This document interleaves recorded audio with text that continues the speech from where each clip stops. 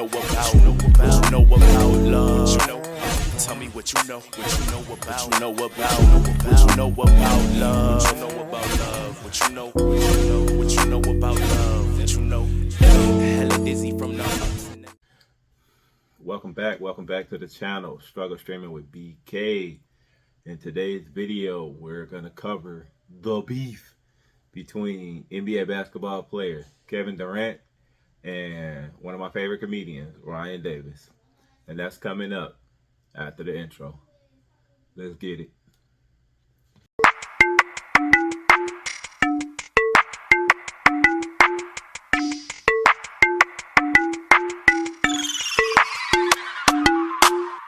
So I'm chilling, minding my business, not doing anything, relaxing on a Friday, and I get a message. Boop, boop, boop, boop.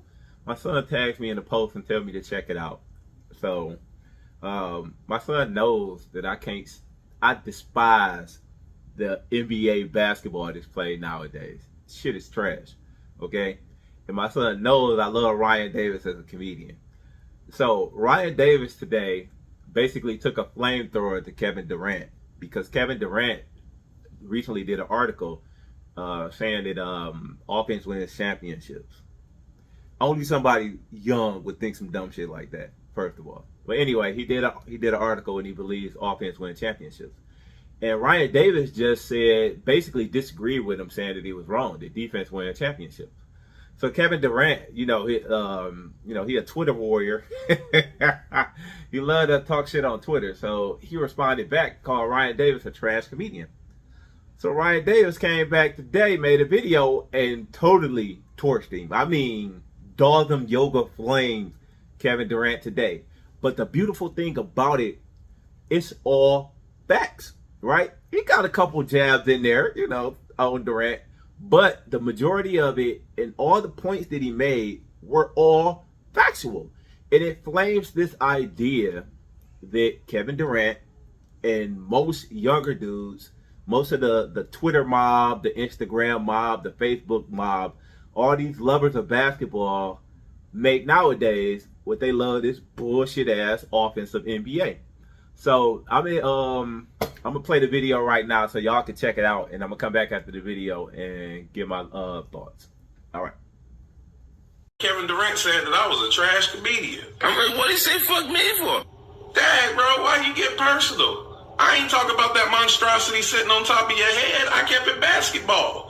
You said that offense wins championships instead of defense winning championships, and I disagreed. I said it's probably the thinking that you have is why you haven't got close to competing for a title since leaving Golden State. Because during Golden State's run, they had a top 3 defensive efficiency. That's a fact. Since defense isn't as important, explain this to me, Eddie Kane Jr. In the modern era of basketball, the Hall of Famers with the most titles, Kareem, Jordan, Pippen, Rodman, Kobe, Tim Duncan. They have at minimum 8 all-defensive selections. Not a bunch of scoring titles between all of them. All have a significant amount of all-defense selections. You know what Kevin Durant has never had? I know you're thinking waves, and you're right. But Kevin Durant has never had an all-defensive selection. The funny thing is, the only team that has had a bad defensive efficiency and still won the title is the 01 Lakers. And they had Kobe and Shaq. And ironically, both of them were all defensive selections that year. So even when there's a bad team defense, you still need your best players to be top tier on the defensive end. But I'll do you one better. You know who put an end to that Lakers dynasty? The Detroit Pistons. Our only Hall of Famer on the team is Ben Wallace, who averaged a whopping 6 points a game through his career. Defense. But I wouldn't expect you to know anything about defense, Kevin Durant, because playing defense takes heart. And after you joined the Golden State Warriors, after losing a 3-1 lead to them, we all knew you didn't have heart. Instead of wanting to run it back, you went ahead and joined the team that knocked you out of the playoffs. But my question is, why would you join them if scoring is what wins championships? Because you were the leading scorer in the league the year before that, and Russ, your teammate, won the scoring title the year after. The 2 best scoring dudes in the entire league was on the same team. Why would you leave? And even though you were supposed to be the best scorer in the league, you were up 3-1. And what did you do in Game 5? You went 12 of 31 from the field. What did you do in Game 6? You went 10 of 31 from the field. So either the Warriors locked y'all up defensively to get past you, which would make defense more important, or you're a choke artist. Which one is it? Which one is it? And then you have the nerve to name yourself Easy Money Sniper. You know what a sniper is? A killer. You know what a sniper is? Accurate.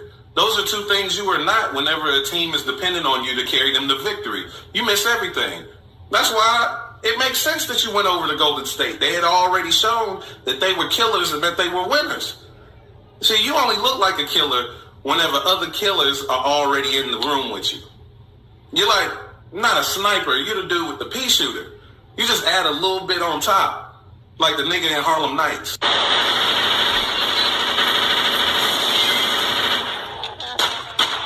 See, in the game of basketball, when a team's best player gets hurt, the team suffers tremendously. When you got hurt in the playoffs when you was with Golden State, they still won the Western Conference Finals. They still went on to the finals. And if Klay Thompson didn't get hurt, they probably would have won without you. Which is what Draymond told you to your face when y'all were arguing. That they were winning before you, and they'll win after you. And you left Golden State after that. And what they do? Won without you. Because they didn't need a pea shooter. See, Kevin, you're just a scorer. And not only are you a scorer, you're a scorer who doesn't score whenever your team needs you to score the most. See, if offense was what it took, then Mike D'Antoni would have several rings. That Phoenix Suns offense was the best offense I've ever seen in my life. They got Steve Nash 2 MVPs. That's twice as many as you, by the way, Kevin. Why doesn't Steve Nash have a ring? He doesn't even have a finals appearance. But you believe that offense is the way to go. So when you left Golden State, you went over to the Nets and you had them hire Steve Nash as your coach. You're the best scorer. He was on the best offensive scoring team of all time. All this offense, you added, you know what I mean, James Harden, and you added Kyrie Irving. So much offense. Why you get swept in the first round of the playoffs to the defensive-minded Celtics? Mr. Offense, explain it to me.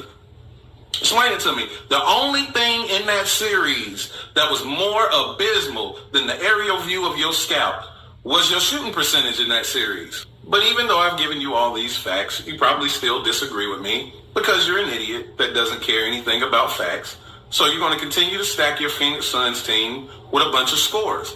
I suggest all you scoring niggas focus on the defensive end because your scoring is good enough that you're going to score anyway. That's how you win a title. But go ahead, try to outscore everybody. And you and your cradle cap will be sent home again in the playoffs. Y'all heard what Ryan Davis had to say. And he did that so masterfully. So beautiful. Right? Everything he said was a fact. He dropped numbers. He showed stats. And nothing that he said can, not even the hair jokes. Nothing that he said can be denied, right? But you, when I read some of the comments and stuff, you still had the Instagram thugs and the KD lovers coming on Ryan's page and trying to dispute what he said. But they were all that you're just a hater. You're just a hater. Hey, I got a question. Hey, young cats, why would somebody say something to you and it's factual, but it's disagreeing to your opinion, he automatically a hater? It doesn't matter if you think if y'all young cats think that the sky is black, right? No, y'all think the sky is orange. And somebody tell you it's blue, right? It's a sunny day and it's blue skies. Y'all just call him a hater instead of acknowledging the fact that he's correct and he's right. And y'all young cats got that bad as fuck. But you know what? I'm about to go on a young cat tangent right now, okay? As far as the NBA. Bear with me. Younger age basketball players, like not just the ones in the league, even the Twitter gangsters and the Instagram and Facebook gangsters, they'll argue you up and down how good this era of basketball is. And it's not. I know I catch flack for my opinions on KD, soft as fuck. I get flack for having my opinion on LeBron, fucking big ass crybaby. Like, and I always compare it to the NBA that I saw growing up. Not even just growing up, that I played in, not the NBA, but basketball, how it was played back in the day compared to how it is now. And I always catch the old grandpa get off your line and all that crap. Now, I'm a decade older than Kevin Durant. Let me say that for a second. But if you're 35 and under, they think the basketball they seeing is the greatest thing since sliced cheese. They think these dudes is so great watching them play. But they really not. All right, you got dudes scoring 70 points. You got bum dudes scoring 50 points. Like bums scoring 50 points. And they think it's because the basketball players are better. But it's not. It's because the NBA has basically basically have regulated defense out of the game. Like, these players are not superior offensive players, right? That's just not allowed to play defense no more. And ESPN, you hear it all the time. Fox Sports, all that crap. This is the most skilled basketball players ever. Like, Jokic won a title this year, and now you got all these idiots, Skip Bayless. I mean, what's that dude? Nick Wright. Oh, he's a complete fucking buffoon. I don't even know how he on TV. Oh, he LeBron's boy. That's why he on TV. But you got all these idiots and these buffoons telling you how great these players is. They ain't not. They literally talking up Jokic as the greatest center to ever play basketball. That's a fucking insult to so many people who came before him and so many players that are so much better than him. Okay, Jokic couldn't hold Kareem Abdul-Jabbar's jockstrap. Okay, Jokic couldn't do anything with Shaquille O'Neal. Okay, Jokic ain't better than Patrick freaking Ewing. Okay, Jokic just get off because he's playing in a league with 6'8" centers. No other reason. I love Bam Adebayo's game. All right, he's kind of a throwback player, but Bam Adebayo about 6'9", 240 pounds, if that. To put in perspective, I'm 6'5", 240. Right? And I'm not big at all. But I weigh more than Bam Adebayo. And Bam Adebayo plays center in the NBA. Okay? I'm 6'5", 240 now. But back in the day, I would have been a small forward or a two guard. Like, easily. Easily. Now, I didn't weigh as much, back in my youth, right? But at my weight now, and I'm not that big as you can see, I weigh more than Bam Adebayo. And he plays center in the NBA. Man, Anyway, all right. Let me get back. I'm going to just calm down. I'm getting off subject. Sorry about that rant. But anyway, Kevin Durant, you need to stay off Twitter, right? You just concentrate on playing basketball, right? Try to win the title, right? Prove that you are one of the best, right? Because the two championships you got, you rode Steph's coattail. And that's just the way it is. Right, you went over to a 72-win team, right? Instead of manning up and trying to beat them, right? I mean, you had Russ on your team. I digress. I'm going to Kevin Durant. Stay off Twitter, right? Just stay off Twitter. Concentrate. Shut up and dribble. Shut up and dribble, KD. Shut up and dribble. And to all you young cats out there, I may have offended. I don't give a fuck. I really don't. But anyway, Struggle Streaming with BK. Hit me up. Hit that like button. Subscribe. Bell icon so you know when I drop new material. That's all I got for y'all today. Struggle Streaming with BK. And I'm out. Love, what you know about love, hella dizzy from the ups and the downs and the rounds and rounds.